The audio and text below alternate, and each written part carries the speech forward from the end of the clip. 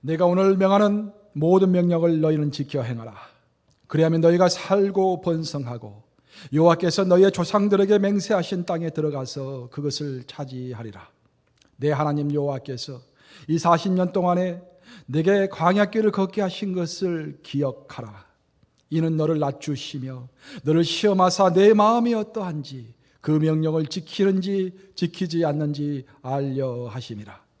너를 낮추시며 너를 줄이게 하시며 또 너도 알지 못하며 내 조상들도 알지 못하던 만나를 내게 먹이신 것은 사람이 떡으로만 사는 것이 아니요 여호와 입에서 나오는 모든 말씀으로 사는 줄을 내게 알게 하려 하심이니라.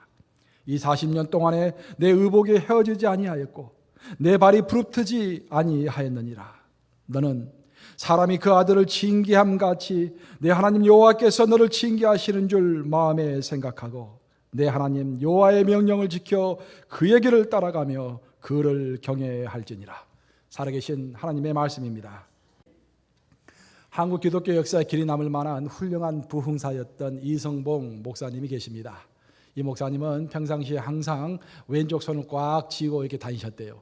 그래서 가까이 있는 사람들이 궁금해서 물었습니다. 목사님 왜 항상 왼쪽 주먹을 꽉 쥐고 계세요? 그러자 목사님이 하시는 말씀이 나는 지금 예수님 손을 잡고 있는 거야 라고 이렇게 말씀하시더랍니다.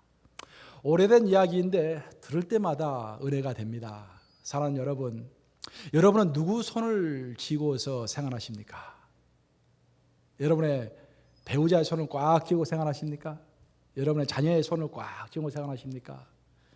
여러분이 쥐고 있는 손이 우리 예수님의 손이기를 축원합니다. 오늘 우리가 본문 나오는 신명기는 모세 오경의 요약입니다. 창세기, 출애굽기, 레위기, 민수기 이 네 권의 책에서 우리 하나님께서 이스라엘 민족에게 가르쳐 주셨던 교훈의 결정판이 무엇인가 그것을 요약해서 설명하고 있는 부분이 신명기인 것입니다. 그럼 신명기 내용의 결정, 즉 요약은 무엇인가? 그것은 하나님이 너와 동행하시기 때문에 하나님을 잊지 말라. Remember. 하나님을 기억해라 라는 것이 오늘의 주제일 뿐만 아니라 신명기의 주제가 되는 것입니다.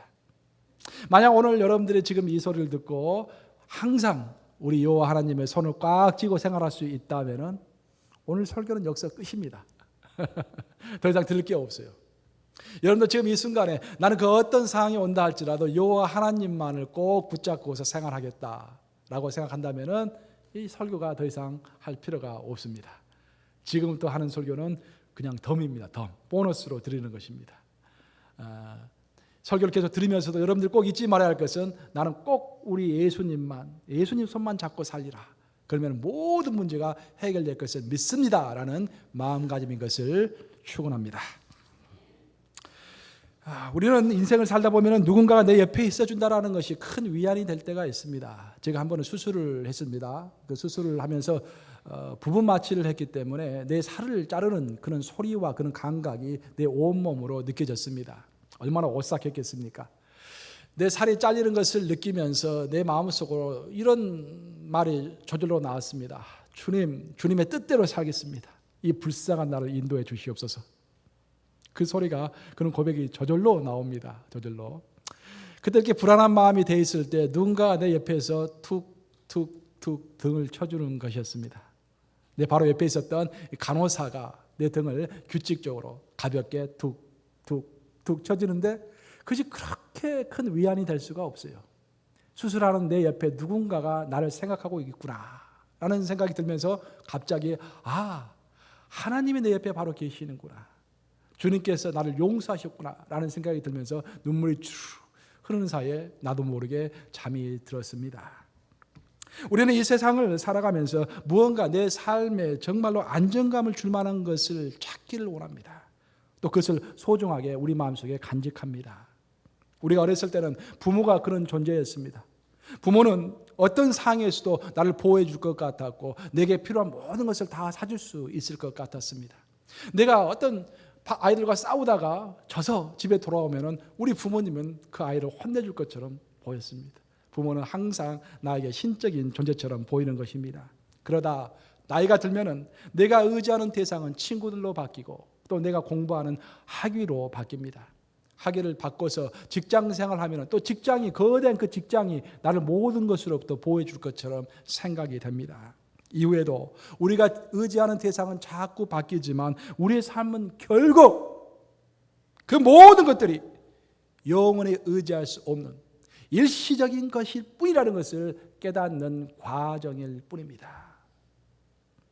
1997년 한국이 금융위기를 맞이했을 때, 그래서 우리 국가가 뱅크럽시가 되었을 때 홍콩 금융가에서 일했던 나의 친구로부터 온 짤막한 메시지를 저는 지금도 잊을 수가 없습니다. 그 친구가 이렇게 썼습니다. 친구야, 이 세상에 믿을 것이라고는 아무것도 없구나. 아니, 우리나라가 부도가 나다니 이것을 생각이나 했겠느냐. 우리나라가 부도가 나니까 여기 있는 사람들이 우리 한국 사람들을 헐값으로 취급한다. 제가 미국에 와서 또 한 번 받았던 큰 충격은 미국의 대표적인 투자은행이었던 리먼 브라더스가 갑자기 몰락한 사건이었습니다. 그때 신문에는 이런 헤드라인이 떴습니다. 158년 역사의 리먼 브라더스 퇴출하는 데는 이틀밖에 걸리지 않았다. 158년의 역사와 거대한 자본으로 영원히 지속될 것 같았던 그 금융 왕국이 단 2시간 만에 무너지는 것을 보면서 내 마음속에 정말 이 세상에는 무너지지 않을 것이 아무것도 없구나. 라는 그런 절박한 심령들이 내 마음속에 들었던 것입니다. 오늘의 본문은 모든 것이 무너지더라도 절대 무너질 수 없는 것, 그리고 많고 많은 것 중에서 진실로 나와 끝까지 함께 동행할 수 있는 것, 그것이 무엇인가를 우리에게 가르쳐 주고 있는 대목입니다. 성경은 이래서 좋습니다. 성경은 영원해서 좋습니다. 우리에게 절대적으로 필요한 것을 가져줘서 좋습니다. 절대로 흔들 수 없는 것들을 우리에게 주기 때문에 성경이 좋은 것입니다.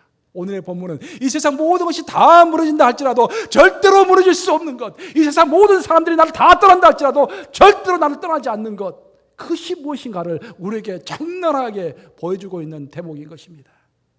오늘의 본문인 신명기 8장 1절에 따르면 우리의 인생이라는 것은 결국 하나님께서 약속하신 그 약속의 땅을 향해서 진군하는 과정이라고 설명해 주고 있습니다. 하나님께서는 이스라엘 민족에게는 가나안 땅이라는 그 약속의 땅을 약속하셨습니다. 그리고 우리 신약 시대를 사는 우리들에게는 영원한 천국이라는 약속을 우리에게 주셨습니다. 우리는 이제 영원한 천국을 향해서 또 구약 시대의 이스라엘 족속들은 그 가나안 약속의 땅을 향해서 진군해 나가는 것입니다. 좀 더 개인적으로 말하면 어떤 사람에게는 위대한 성교의 비전을 주시고 어떤 사람에게는 큰 사배의 약속을 주시기도 합니다. 그런데 본문 2절에 따르면, 본문 1절에서는 하나님께서 우리에게 약속의 땅을 주신다고 말씀하시지만 본문 2절에 따르면 그 약속의 땅을 가기 위해서는 반드시 광야를 통과해야 한다고 말하고 있는 것입니다. 만약 우리가 현실의 땅과 약속의 땅이 붙어 있다면 아무 문제가 없을 것입니다. 그런데 영적인 법칙은 그런 것이 아니라 현실의 땅에서 약속의 땅까지 가기 위해서는 그 중간에 반드시 광야가 있다라는 것입니다. 광야는 피할 수가 없는 것입니다. 하나님께서 약속하신 신령한 가나안 땅으로 가는 이스라엘 민족은 애국과 가나안 사이에 놓여 있는 광야를 피할 수가 없었던 것입니다. 하나님은 왜 우리에게 광야를 만들어 놓으셨을까? 왜 현실의 땅에서 약속의 땅으로 쉽게 가지 않도록 하셨는가? 그 이유는 우리에게 훈련이 필요하기 때문입니다. 약속을 주시는 것과 약속을 성취하는 것은 다릅니다. 약속을 받았을지라도 성취하지 못한 사람이 있는 것입니다. 사울이 그 대표적인 예였던 것입니다. 약속을 받았을 때 왕으로서 약속을 받았지만, 기름 부으심을 받았지만 그것을 받을 만한 그릇이 되지 못하니 그것을 놓치고 말았던 것입니다. 바로 우리의 인생이 그런 것입니다. 우리가 아무리 큰 위대한 약속을 받다 할지라도, 우리 교회가 아무리 큰 위대한 꿈을 꾸고 있다고 할지라도 그 꿈과 약속을 이룰 수 있는 포텐셜이 없으면, 실질적인 능력이 없으면 그것을 놓치게 되는 것입니다. 그래서 하나님은 약속을 주시는 자, 약속을 받는 자, 또 그 사랑하는 자를 정말 사랑하기 때문에 광야를 통과하게 하시면서 그 약속의 땅을 받기에 부족함이 없는 존재로 성숙시키는 것입니다. 그래서 우리에게는 정말 우리가 큰 꿈을 꾸고 있다면, 정말 하나님의 약속을 받은 자라면 광야를 피할 수가 없는 것입니다. 그 하나님께서는 그 광야에서 우리를 어떤 훈련을 시키시는가? 그것은 오늘 본문에 따르면 딱 하나, 오직 하나님만을 바라보는 훈련인 것입니다. 자, 따라서 해보시기 바랍니다. 하나님만을 바라보아야 한다. 모든 필요는 오직 다른 것이 아니라 오직 하나님으로부터 모든 필요가 온다, 모든 필요가 충족된다라는 것을 가르쳐주기 위해서, 오직 우리의 눈이 하나님께만 집중시키게 하기 위해서 하나님은 광야의 훈련을 시키시는 것입니다. 그래서 오늘의 본문 3절은 그런 내용을 이렇게 표현하고 있습니다. 오늘 본문 3절을 우리 함께 읽습니다. 시작.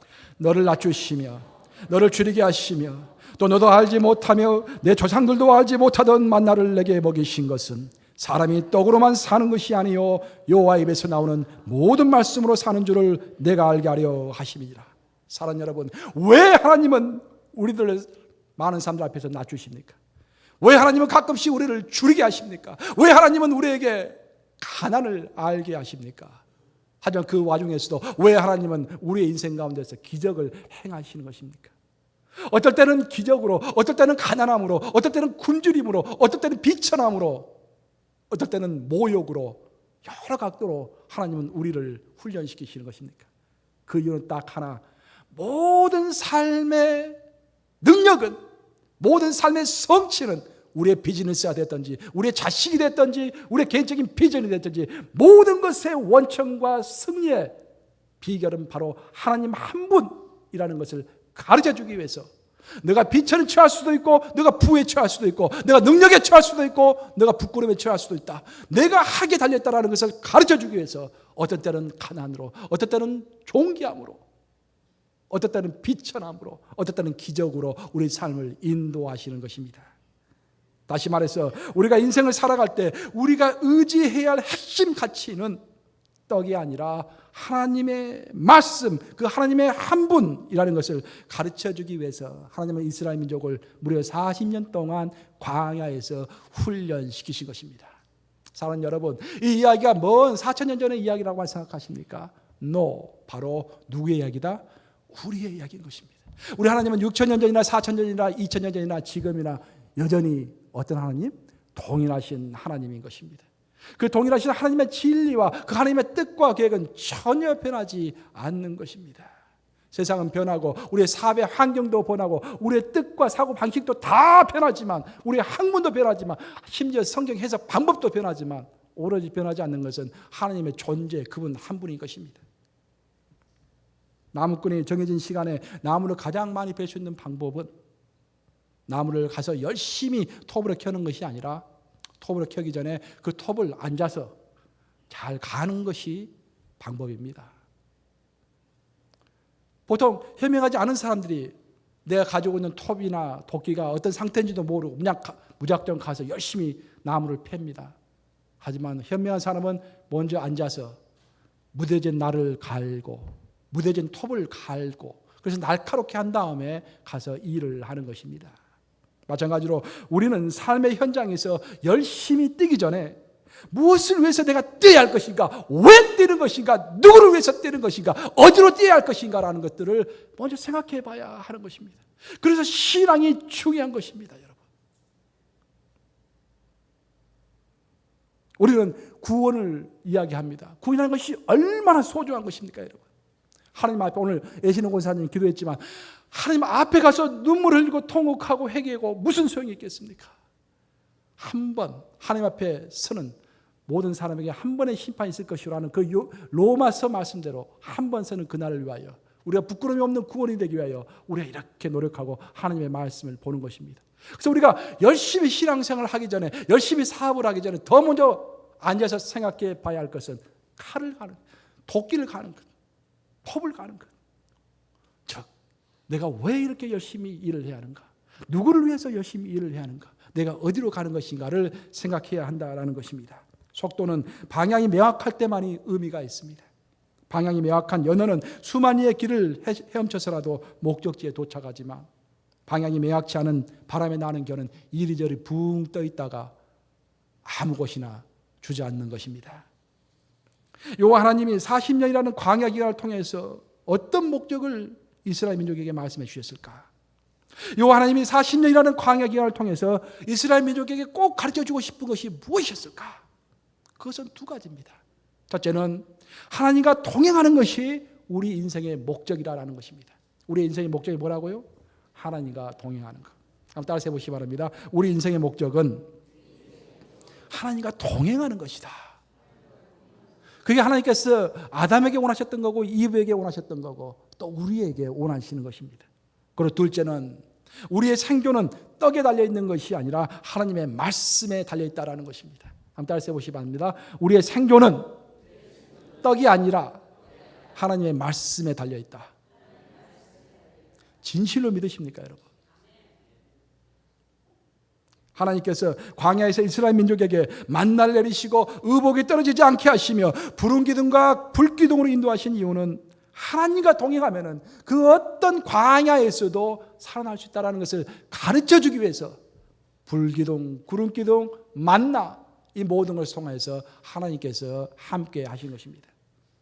하나님이 함께 하시면 우리가 그 어떤 시련 가운데 있다 할지라도 그 어떤 고난 가운데 있다 할지라도 그 어떤 광야 가운데 있다 할지라도 우리가 살아난다라는 것을 핵심적으로 하나님은 가르쳐주기를 원하시는 것입니다. 한마디로 말해서 광야에서 일어난 모든 일의 핵심은 구름기둥이나 불기둥 같은 눈에 보이는 사건이 아니라 그 눈에 보이는 사건 이면에 있는 눈에 보이지 않는 하나님의 존재인 것입니다. 우리 하나님의 목적은 그 광야 40년을 통해서 하나님 자신을 확실하게 그들의 심령에 심어주는 것이었습니다. 하나님이 정말 왜 40년 동안 이스라엘 민족이 광야에서 힘들게 하셨을까? 그것은 그 이유는 딱 하나, 그들의 심령 가운데 하나님을 심어주고 싶었던 것입니다. 오직 하나님을 너희가 가슴에 품을 때만이 모든 것이 해결된다는 것을 가르쳐주고 싶었던 것입니다. 그리고 그 가르침과 그 열망은, 하나님의 열망은 오늘날까지 여전히 동일한 열망입니다. 그런데 이스라엘 민족은 40년을 헤매다 보니 삶의 목표와 그 목표를 주신 분을 잊어버리고 하루하루의 생존에 급급해서 그 생존이 오히려 인생 최대의 목적이 되어버렸습니다. 이스라엘 민족의 목적은 가나안 땅을 가는 것이 목적인데, 약속의 땅까지 가는 것이 목적인데 그것을 잊어버리고 그 가나안 땅까지 가기 위해서 하나님께서 격려하기 위해서 주시는 의복과 만나에 눈이 멀어서 오직 그것이 인생의 목적이 되어버린 것입니다. 그리고 이것은 아주 먼 옛날의 이야기가 아니라 바로 우리들의 이야기입니다. 우리가 구원받은 것은 세상으로 상징되는 애굽을 탈출한 출애굽과 같은 사건입니다. 아주 대단한 사건입니다. 우리가 구원받았어요. 그리고 우리는 이제 구원받은 우리들은 약속의 땅, 즉 천국을 향하여서 가는 순례자들입니다. 그래서 베드로 사도는 우리의 인생을 나그네 길이라고 했습니다. 계속 순례를 하는 거예요. 약속의 땅까지 걸어가는 그런 과정 가운데 있습니다. 그런데 세월이 10년 흐르고 20년 흐르고 30년 흐르다 보니까 목표가 희미해지면서 지금은 그 목표는 온데간데 없고 그저 내 입에서 나오는 모든 말이 교회에서 벌어지는 무슨 사건이라든지 인간관계, 직장에서 벌어지는 사업상의 일들, 가정에서 벌어지는 온갖 잡다한 문제들이 휩싸여가지고 우리의 목표를 잃어버린 것입니다. 목적지를 잊어버렸어요. 여러분들 아침부터 저녁까지 여러분 입에서 나오는 말이 뭔지 한번 가만히 생각해 보세요. 얼마나 여러분의 입에서 천국이 나오고 예수님이 나오고 얼마나 많이 여러분의 순례자의 길, 그런 하나님에 관련된 말들이 나옵니까? 혹시 여러분 입에서 나오는 모든 말들이 그냥 교회에서 누가 뭐라고 그랬다더라, 내 직장에서 누가 마음에 안 든다, 내 자식은 왜 이렇게 말 안 들까, 그런 이야기로 처음부터 끝까지 온통 차 있지는 않습니까? 바로 그것이 이스라엘 민족의 문제였습니다. 하나님께서 그들을 출애굽시킨 이유는 가나안 땅, 약속의 땅까지 가라고 부르셨는데 그들은 길을 걸어가다가 그걸 잊어버린 거예요. 목적을 잊어버린 거예요. 그리고 항상 입에서 나왔던 말은 불평과 오만과 시기와 또 더 주지 않는다는 그런, 더 달라는 그런 이야기 외에는 입에서 나오는 것이 아무것도 없었던 것입니다. 이렇게 목표를 잊어버리고 그 목표를 주신 하나님으로부터 멀리 멀어진 심령들에게 우리 하나님은 바로 광야의 훈련을 시키시는 것입니다. 그래서 오늘의 본문 5절은 이렇게 말하고 있습니다. 본문 5절을 우리 함께 읽습니다. 시작. 너는 사람이 그 아들을 징계함 같이 내 하나님 여호와께서 너를 징계하시는 줄 마음에 생각하고.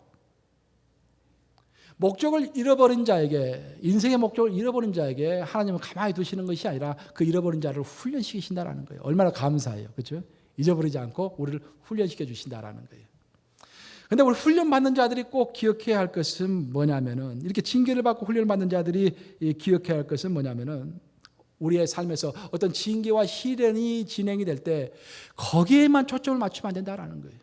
징계와 시련 그 자체에 초점을 맞추는 것이 아니라 징계를 주시고 시련을 주시고 훈련을 시키시는 하나님께 우리의 초점이 맞춰져 있어야 한다라는 것입니다. 우리의 손이 달을 가르칠 때 우리는 달을 보라고 그랬지 내 손을 보라고 하는 거 아니지 않습니까? 근데 많은 사람들은 분명히 달을 보라고 손을 이렇게 가르치는데 달을 보는 것이 아니라 이 손만 보는 것입니다. 그래서 문제가 생기는 거예요.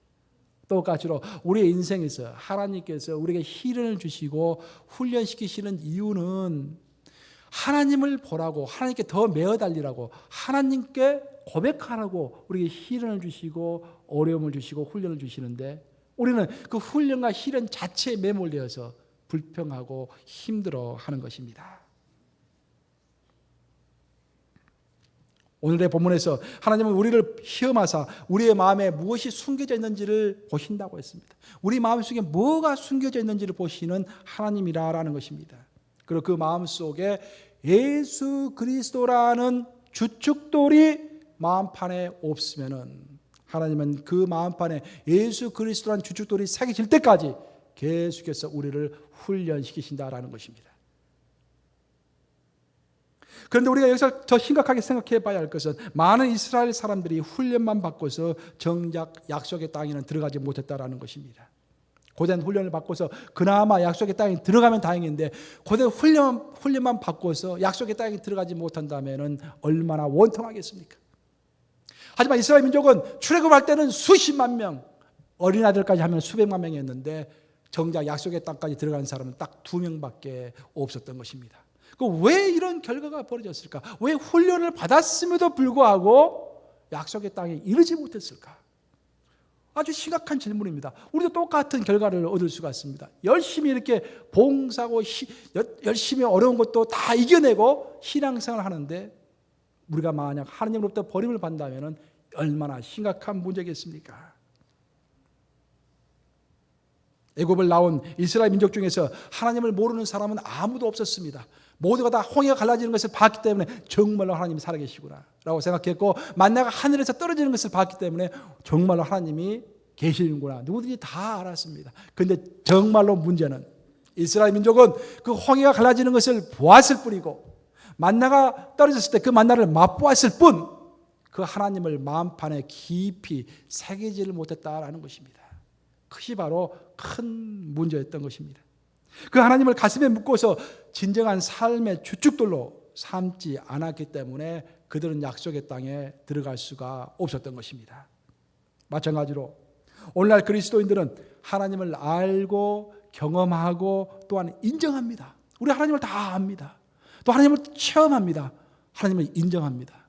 근데 우리 중 많은 사람들은 정말로 살아계시고 나의 모든 것을 아시고 인도하시는 그 하나님을 내 마음속에 주축돌로 심어놓지 못한 것입니다.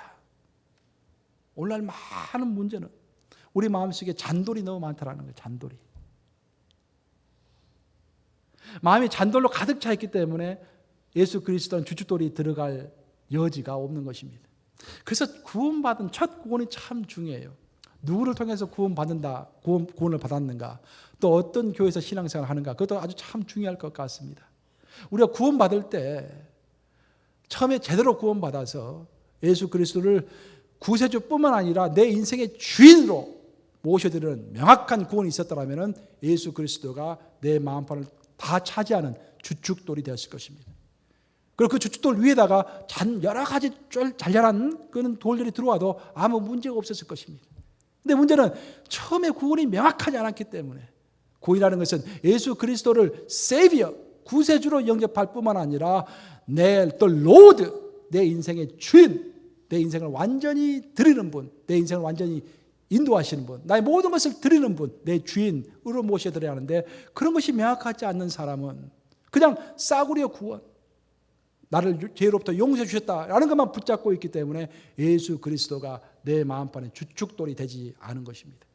그래서 내 마음판이 이렇게 비어있기 때문에 자꾸 시련의 돌도 들어오고 비판의 돌도 들어오고 여러 잔돌들이 내 마음속을 다 지배하고 있기 때문에 나이가 들어서 예수 그리스도의 그 참 주축돌을 내 마음판에 새겨 넣으려고 해도 마음의 용량이 허락하지를 않는 것입니다. 결국 요약하면은 이스라엘 민족이 왜 그렇게 40년 광야 생활을 하고서도 약속의 땅에 들어가지 못했던가? 그 원인은 하나님이 그렇게 가르쳐 줘도 하나님이 그 마음판의 주축돌이 아니었기 때문입니다. 마찬가지로 우리도 아무리 열심히 신앙생활을 한다고 할지라도 예수 그리스도가 모퉁이 돌이 되어서 정말 주축돌이 되어서 내 마음을 완전히 지배하지 않는 한 우리에게는 항상 광야의 시험이 있을 것입니다. 이제 말씀을 마치려고 합니다.